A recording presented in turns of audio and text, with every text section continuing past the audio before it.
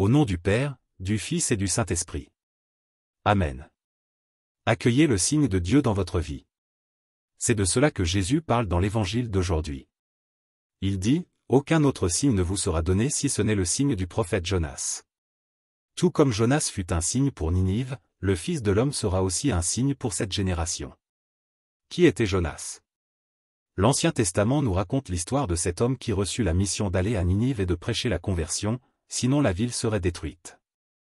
Cependant, Jonas résista à l'appel du Seigneur, il fut jeté à la mer et englouti par une baleine. Après 3 jours, il fut vomi et décida alors de remplir sa mission. Il prêcha à Ninive, et le peuple écouta la voix de Dieu, fit pénitence et se repentit de ses péchés, échappant ainsi à la destruction. Jonas préfigure Jésus. Jonas passa 3 jours dans le ventre de la baleine, Jésus passa 3 jours dans le tombeau. Jonas sortit pour annoncer le salut, Jésus ressuscita pour nous sauver. Que cela signifie-t-il pour nous? Cela nous révèle un Dieu qui vainc la mort, vient pour nous sauver et nous racheter, nous ouvre les portes du ciel, ne faillit jamais et peut tout. Écoutons attentivement l'Évangile. Aujourd'hui, méditons Luc, chapitre 11, versets 29 à 32. Proclamation de l'Évangile de Jésus-Christ selon saint Luc. Gloire à toi, Seigneur. En ce temps-là, lorsque les foules se rassemblèrent en grand nombre, Jésus commença à dire, « Cette génération est une génération mauvaise. Elle cherche un signe, mais aucun signe ne lui sera donné, si ce n'est le signe de Jonas. En effet, tout comme Jonas fut un signe pour les Ninivites, ainsi le Fils de l'homme le sera pour cette génération.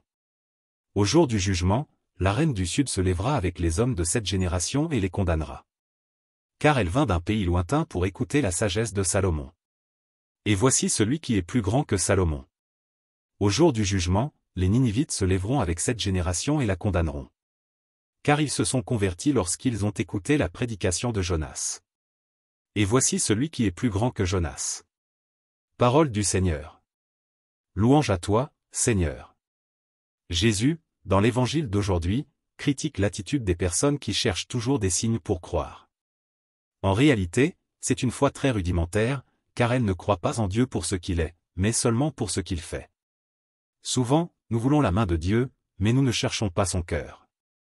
Cependant, si nous regardons sincèrement notre histoire, nous verrons combien de bénédictions et de protections Dieu nous a accordées. Malgré cela, nous demandons encore des signes. C'est pourquoi Jésus dit, « Jonas a parlé et ils ont cru, et voici quelqu'un de plus grand que Jonas, et vous ne croyez pas, vous voyez comme Jésus montre la vérité. » La vérité, c'est que cela ne sert à rien. Même si un mort ressuscite, si nous ne nous convertissons pas, la question ne réside pas dans les signes, dans la quantité ou la clarté des signes dans notre vie, mais dans la résistance à vouloir changer. Je vous pose la question, combien de signes avez-vous reçus de Dieu? Combien? Et cela a-t-il servi à quelque chose? Alors, ne tombez pas dans la tentation de toujours demander des signes, croyez, même sans voir. Comme l'a dit saint Augustin. Pour celui qui a la foi, aucune explication n'est nécessaire. Pour celui qui n'a pas la foi, aucune explication n'est suffisante. Priez avec moi la prière que le Seigneur nous a enseignée. Notre Père, qui es aux cieux, que ton nom soit sanctifié, que ton règne vienne, que ta volonté soit faite sur la terre comme au ciel. Donne-nous aujourd'hui notre pain de ce jour, pardonne-nous nos offenses, comme nous pardonnons à ceux qui nous ont offensés. Et ne nous soumets pas à la tentation, mais délivre-nous du mal. Amen.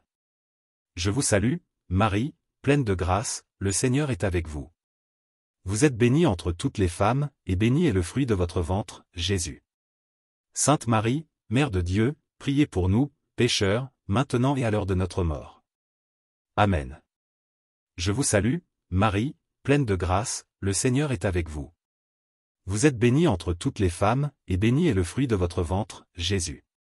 Sainte Marie, Mère de Dieu, priez pour nous, pécheurs, maintenant et à l'heure de notre mort. Amen. Je vous salue, Marie, pleine de grâce, le Seigneur est avec vous. Vous êtes bénie entre toutes les femmes, et béni est le fruit de votre ventre, Jésus. Sainte Marie, Mère de Dieu, priez pour nous, pécheurs, maintenant et à l'heure de notre mort. Amen. Gloire au Père, au Fils et au Saint-Esprit.